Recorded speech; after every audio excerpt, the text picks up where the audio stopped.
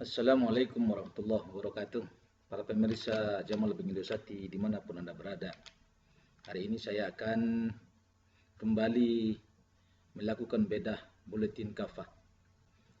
Sekarang kita akan membedah buletin kafah nomor 156, 9 Muharram 1442 Hijriah, tanggal 28 Agustus tahun 2020.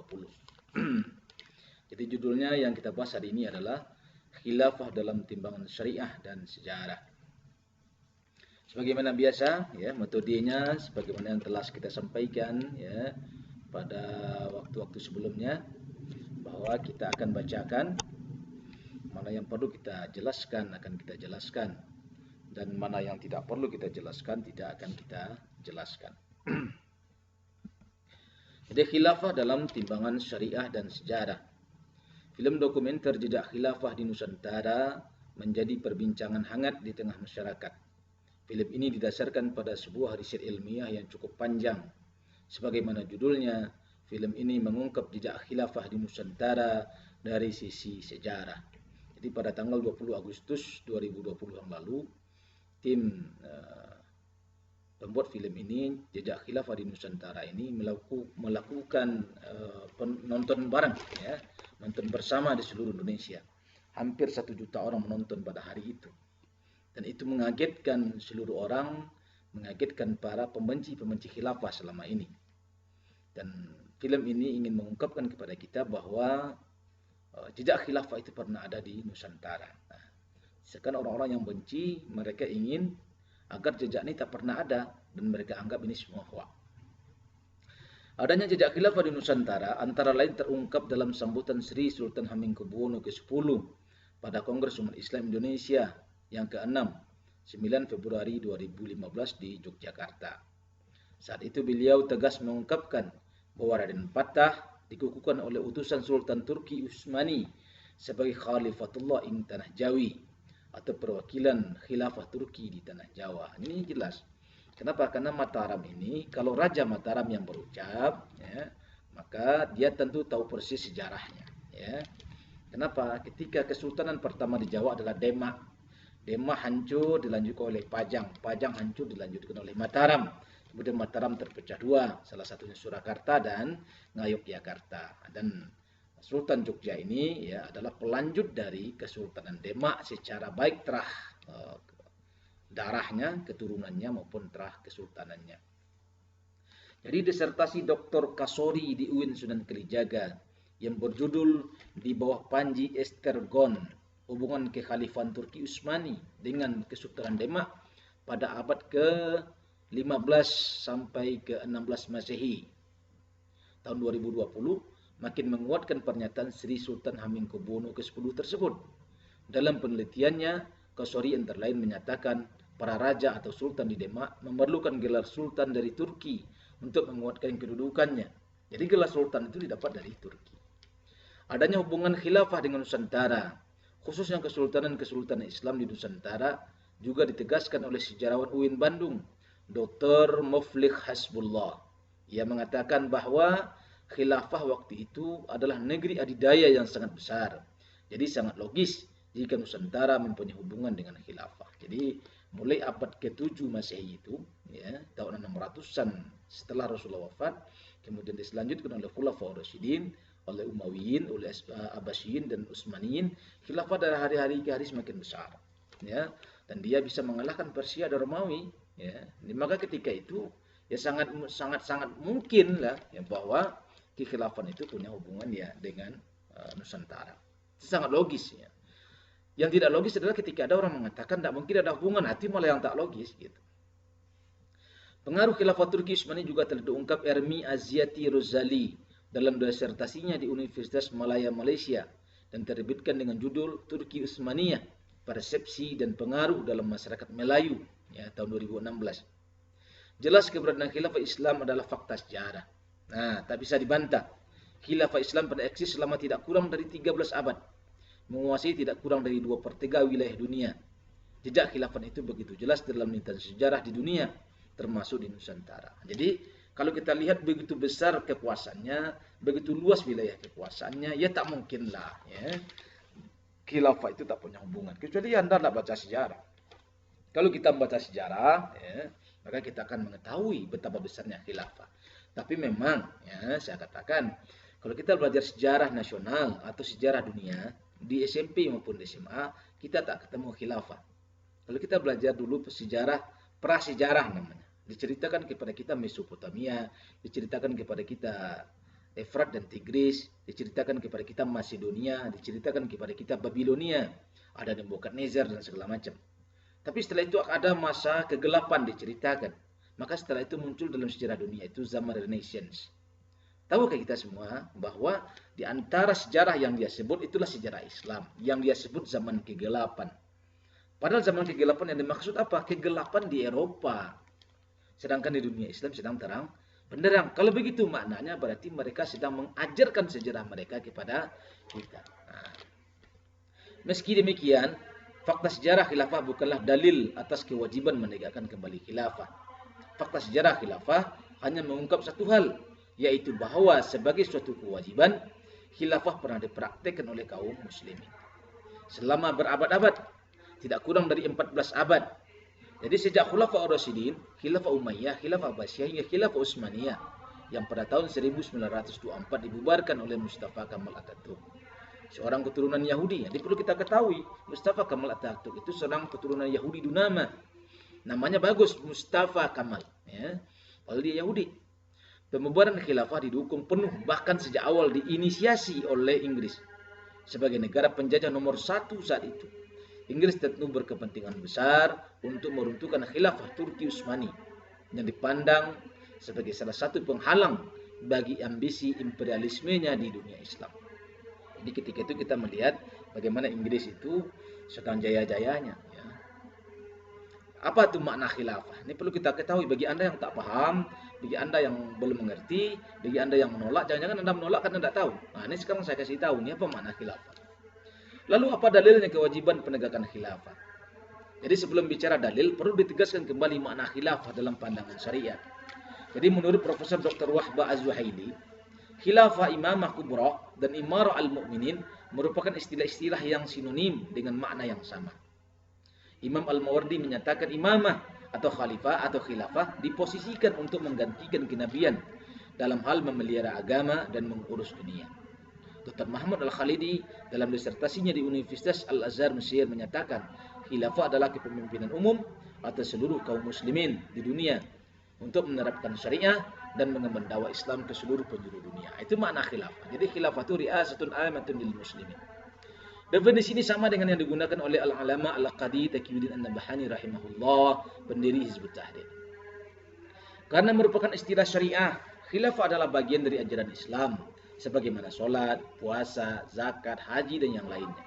Bahkan Nabi SAW memerintahkan agar umatnya tidak hanya memegang teguh sunnah beliau, tetapi juga sunnah Khulafaur Rasyidin.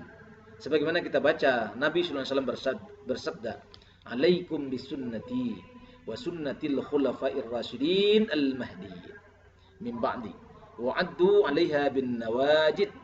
Kalian wajib berpegang teguh dengan sunnahku dan sunnah khulafa'ur rasyidin yang mendapat petunjuk setelahku. Gigitlah sunnah itu dengan gigi geraham.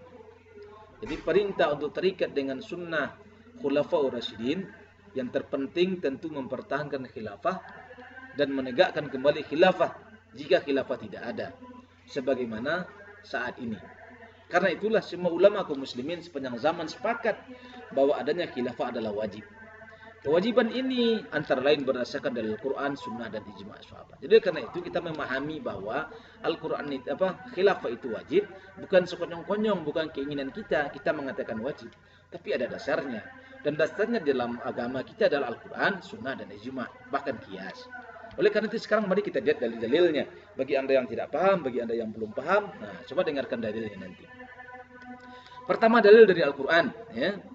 Wa iz qala rabbuka lil malaikati inni ja'ilun fil ardi khalifah. Itu Allah berfirman dalam surah Al-Baqarah. Anda semua saya yakin itu sudah mengetahui ayat ini. Jadi ketika Allah berkata kepada para malaikat, sesungguhnya aku akan menjadikan di muka bumi seorang khalifah. Imam Al-Qurtubi, ahli tafsir yang sangat otoritatif, menjelaskan ayat ini merupakan hukum asal tentang kewajiban mengangkat khalifah. Bahkan beliau kemudian menegaskan Tidak ada perbedaan pendapat mengenai kewajiban mengangkat khalifah ini di kalangan umat dan para imam mazhab, kecuali pendapat yang diriwayatkan dari Al-Asam yang tuli tentang syariah. Dalil Al-Quran lainnya antara lain Quran surah An-Nisa ayat 4, ya, Quran surah An-Nisa ayat 59, surah Al-Maidah ayat 48, ya. Nah, itulah beberapa dalil-dalil dari Al-Quran. Yang kedua, dalil as-sunnah, di antaranya sabda Rasulullah sallallahu alaihi wasallam, "Man mata wa laysa fi unuki bai'ah, mata mitatan jahiliyah." Barang siapa saja yang mati sedangkan di lehernya, di pundaknya tidak ada baiat kepada khalifah, maka ia mati seperti mati jahiliyah. Berdasarkan hadis di atas, menurut Syekh Ad-Dumaji, mengangkat seorang imam hukumnya wajib. Nabi SAW mengisyaratkan bahwa sepeninggal beliau harus ada yang memelihara agama ini dan mengurus urusan dunia. Mereka adalah para khalifah. Nabi SAW bersabda, hadis riwayat Muslim, ya, kanat banu Israila tasusuhumul anbiya. Dahulu Bani Israel dipimpin oleh para nabi, diurus oleh para nabi. Kullama halaka nabi khalafahun nabi, tatkala wafat seorang nabi diganti oleh nabi yang lain. Wa innahu la nabiyya ba'di, akan tapi tidak ada lagi nabi sesudahku.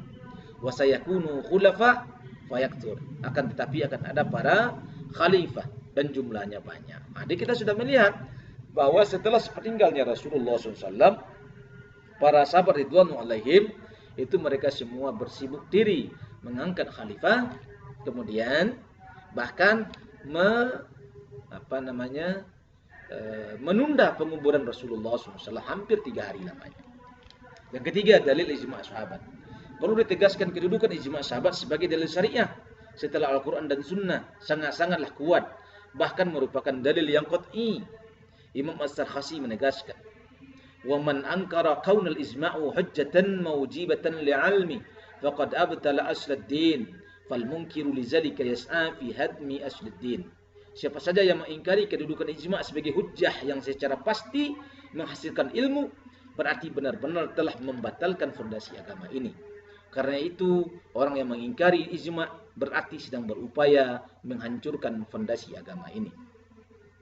Berkaitan dengan itu, Imam Al-Haistami menegaskan, anna sahabata ridwanullahi alaihim, sesungguhnya para sahabat yang Allah ridha atas mereka, ajma'u, bahwa mereka telah bersepakat, ala anna nasbal imam, bahwasanya wajib mengangkat seorang imam ba'da inkiradi zamanin nubuwah wajibun, ya. Jadi setelah selesainya zaman kenabian adalah wajib. Bal ja'aluhu ahammal wajibat, bahkan mereka menjadikan itu adalah kewajiban yang terpenting. Haitsu istaghalu bihi an dafni Rasulillah sallallahu alaihi wasallam. Ini kita bisa melihat ketika mereka menyibukkan diri dengan kewajiban itu dengan menunda kewajiban menguburkan jenazah Rasulullah sallallahu alaihi wasallam. Jadi ini perlu kita pahami, harus Anda tahu semua bahwa Rasulullah itu wafat di hari Senin, dikubur pada Rabu sore setelah diangkatnya Abu Bakar menjadi khalifah. Nah, ijma' ulama ahlu sunnah wal jamaah.